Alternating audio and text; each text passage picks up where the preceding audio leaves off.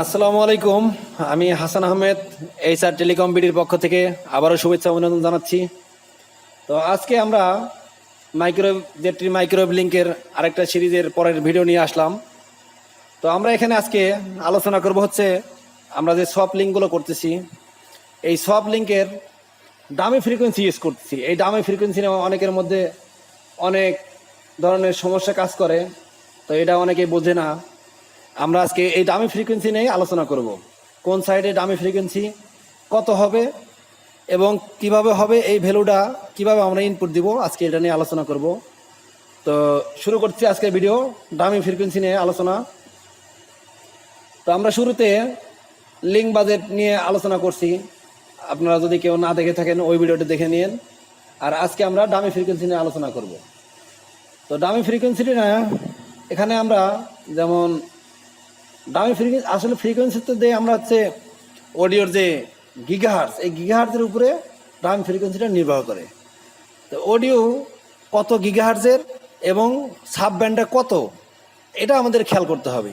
যদি আমরা এটা খেয়াল করি, মনে করলাম আমার একটা 11 গিগাহার্টজের একটা অডিও আছে বা মাইক্রোওয়েভ অ্যান্টেনা আছে, সে মাইক্রোওয়েভ অ্যান্টেনার সাথে 11 গিগাহার্টজের অডিও আছে এবং এটার সাব ব্যান্ড ধরে নিলাম এ।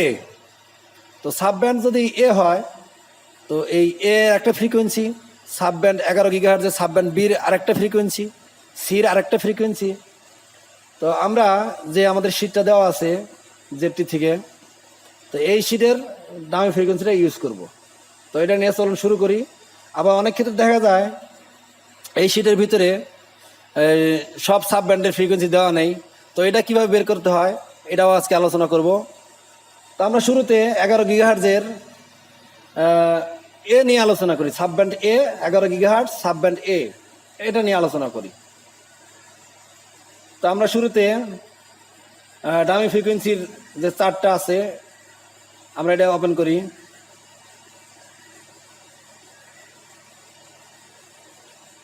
তো ডামি ফ্রিকোয়েন্সি এই আমাদের এই লিস্টের 11 গিগাহার্টজের দুটা পাচ্ছি, সাব ব্যান্ড পাচ্ছি হচ্ছে ও এবং সি, ও বি এবং সি। তো আমি বলছিলাম আজকে এ নিয়ে আলোচনা করব। তো এর ফ্রিকোয়েন্সিটা এখানে দেওয়া নাই 11 গিগাহার্টজের এ, তো এটা নিয়ে পরে আলোচনা করতেছি। আগে এখানে যেহেতু আছে বি এবং সি, এই বিটা নিয়ে আলোচনা করি। তো 11 গিগাহার্টজ এই সাব ব্যান্ড বি, এটা নিয়ে ধরেন আলোচনা করতেছি। তো এখানে এই লিস্টে দেখতে হবে এই ফ্রিকোয়েন্সি ব্যান্ড এখানে গিগাহার্টজ, এরপরে আছে সাব ব্যান্ড, এই সাব ব্যান্ডটা খেয়াল করতে হবে কোন সাব ব্যান্ডের এটা হচ্ছে অডিও আছে। এরপর একটা গুরুত্বপূর্ণ জিনিস, টিআর স্পেসিং, আমরা যে ফ্রিকোয়েন্সিটা দেই টিএক্স এবং আরএক্স ফ্রিকোয়েন্সি, তো এটার থেকে এই টিএক্স এবং আরএক্স ফ্রিকোয়েন্সির প্লাস মাইনাস যে ভ্যালুটা আছে সেটাই হচ্ছে টিআর স্পেসিং। এটা অবশ্যই মেগাহার্টজে হবে। টিআর স্পেসিং আমরা টিএক্স এবং আরএক্স এর ভ্যালুর হয় প্লাস বা মাইনাস, এই ফলাফলটাই হচ্ছে টিআর স্পেসিং। তো আমরা তাহলে এই 11 গিগাহার্টজের ওবি নিয়ে আলোচনা করি। টিআর স্পেসিং এখানে দেওয়া আছে 530 মেগাহার্টজ, এটা হচ্ছে টিআর স্পেসিং হবে। 11 গিগাহার্টজের মূলত এই টিআর স্পেসিং সবগুলোই সেম হবে, ব্যান্ড যেটাই থাকুক। তো আমরা এটা নিয়ে আলোচনা করি। দেখেন এখানে খেয়াল করেন এই লিস্টের 7 গিগাহার্টজের একটা টিআর স্পেসিং 245, এখানে 1000 গুণন হবে, 245,000 হবে। এরপরে 8 গিগাহার্টজের সাব ব্যান্ড যেটাই থাকুক টিআর স্পেসিং সবগুলোর সেম হবে, এ বি সি যেটাই হোক সাব এই টিআর স্পেসিং সেম হবে, 266 ইন্টু হচ্ছে 1000 দিয়ে গুণন হবে। এরপরে 11 গিগাহার্টজ, এটা তো বললাম। এই 18 গিগাহার্টজের সবগুলোর ক্ষেত্রেই এই সেম টিআর স্পেসিং, সবগুলো কিন্তু সেম, দেখেন 1010, এটার সাথে আবার 1000 গুণন করতে হবে। টিআর স্পেসিং সাব ব্যান্ড যেটাই হোক টিআর স্পেসিং এখানে সবগুলোরই সেম ভ্যালু। তো টিআর স্পেসিং যদি আপনারা এই নিয়ে আলোচনা করতেছি যেহেতু, এটা আজকে ক্লিয়ার করে দেই। 11 গিগাহার্টজের বি সাব ব্যান্ড এই টিআর স্পেসিং হবে 530, আর এখানে ফ্রিকোয়েন্সি আছে 10968 এবং আরেকটা আছে হচ্ছে 11498। তো এখানে যে ভ্যালুটা বড়, যেমন আমার এখানে বড় ভ্যালুটা হচ্ছে 11498। এখানে বড় যেটা সেটা হচ্ছে আমার যে সাইডটা নিয়ার এন্ড এবং ফার এন্ডের মধ্যে যে সাইডটা হবে হাই, সেখানে টিএক্স ফ্রিকোয়েন্সি হিসেবে এই যে মানটা হচ্ছে বড় হবে, সেই ভ্যালুটা ইউজ হবে টিএক্স ফ্রিকোয়েন্সি হিসাবে। এবং ছোট যে ভ্যালুটা থাকবে সেটা হবে আরএক্স ফ্রিকোয়েন্সি হিসাবে ইউজ হবে। ডামি ফ্রিকোয়েন্সি আমার যে ভ্যালুটা বেশি থাকবে সেটা হচ্ছে হাই সাইডের টিএক্স হিসাবে কাউন্ট হবে, এবং ডামি ফ্রিকোয়েন্সি যে লো যে কম ভ্যালুটা আছে সেটা হচ্ছে আমার এই লো সাইডের টিএক্স হিসাবে কাউন্ট হবে। তো আমি আবারও বলতেছি, 11 গিগাহার্টজের যে আমাদের নিয়ার এন্ড এবং ফার এন্ড থাকবে, যে ডামি ফ্রিকোয়েন্সিটা আছে এখানে দুটো ভ্যালু দেওয়া আছে। যেখানে হাই সাইড যে সাইডটা হাই, সেখানে এই বড় ভ্যালুটা যে ভ্যালুটা হচ্ছে বেশি সেটা হচ্ছে টিএক্স হিসাবে ইউজ হবে, এবং ছোট মানটা আরএক্স হিসাবে ইউজ হবে। এবং যে সাইডটা হচ্ছে লো সাইড, সেখানে এই যে কম মানের যে ভ্যালুটা, এই কম ভ্যালুটা সেখানে টিএক্স হিসাবে ইউজ হবে, এবং বেশি ভ্যালুটা আরএক্স হিসাবে ইউজ হবে। এবং এই দুটোর পার্থক্য হবে এই টিআর স্পেসিং এখানে হচ্ছে 530 এটা এই স্পেসিংটা হবে। তো আমি এটা যদি একটু কাউন্ট করে একটু যোগ বিয়োগ করে দিই তাহলে আপনারা বুঝতে পারবেন জিনিসগুলো আর একটু ক্লিয়ার হবে। সেটা হচ্ছে আমি ক্যালকুলেটর বের করে নেই। আচ্ছা, ক্যালকুলেটর বের করে দিলাম। এখানে আমার ভ্যালুটা হচ্ছে এটা, এই 11498 এটা একটা ভ্যালু। আর একটা ভ্যালু আছে এখান থেকে আমি যদি এই ভ্যালুটা এই টিআর স্পেসিং এটা যদি মাইনাস করি অথবা প্লাস করি, আমি কিন্তু ওই ভ্যালুটা পেয়ে যাব। তো আমি দেখি মাইনাস প্লাস করে পাই কিনা।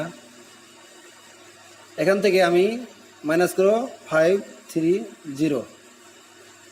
তো আমার ভ্যালুটা কত আসছে 10968। এই আমি এখানে কিন্তু পেয়েছিলাম হচ্ছে 10968। আশা করি এখন মনে হয় আরও ভালোভাবে আপনারা বুঝতে পারছেন। তো আমার এটার থেকে একটা ফ্রিকোয়েন্সির টিএক্স বা আরএক্স এর যোগ বিয়োগ করলে আমার ভ্যালুটা আসবে 530।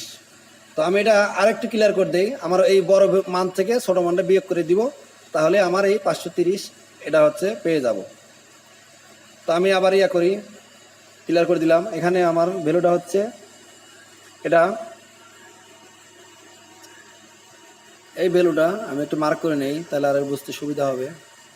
যেমন আমার এই ভ্যালুটা, আচ্ছা আমি এখানে মার্ক করে নিলাম 11 গিগাহার্টজের এই ফ্রিকোয়েন্সিটা মার্ক করে নিলাম, একটু হাইলাইট করে নিলাম কালার দিয়ে। আমি এই বড় মান থেকে ছোট মানটা বিয়োগ করলে আমি টিআর স্পেসিং এই ভ্যালুটা পাবো। তো আমি দেখি যোগ বিয়োগ করে পাই কিনা। বড় মানটা হচ্ছে 11498, এখান থেকে হচ্ছে মাইনাস করব, মাইনাস 10968, তাই তো? এখানে আমি 530 এই মানটা পেয়েছি। আশা করি এখন আরও সবার ক্লিয়ার হয়েছে। তো আমরা এটা দেখলাম। অন্য একটা ফ্রিকোয়েন্সি, যেমন এবার 18 গিগাহার্টজেরটা দেখি, তাহলে এই ব্যাপারটা আরও ক্লিয়ার হবেন। এখানে টিআর স্পেসিং, এখানে সবগুলোর সেম টিআর স্পেসিং এই 1010। তো আমার এটা ফ্রিকোয়েন্সিটা এটা হচ্ছে 18009 18019। তো আমার বড় মানটা হচ্ছে এটা, ছোট মান এটা। তো আমি না এই ভ্যালুটাই যে 19019, এটা হচ্ছে আমার মানটা বেশি বড়, এটা হচ্ছে হাই সাইডের টিএক্স হিসাবে ইউজ হবে, এবং ছোটো মানটা হাই সাইডের আরএক্স হিসাবে ইউজ হবে। আবার যখন আমি লো সাইডে যাব, লো সাইডে আবার এই ছোটো মানটা টিএক্স হিসাবে ইউজ হবে, আর বড় মানটা হবে আরএক্স হিসাবে ইউজ লো সাইডের জন্য। তো আমরা দেখি যোগ বিয়োগ করে আবার এই ভ্যালুটা পাই কিনা, 1010 পাই কিনা।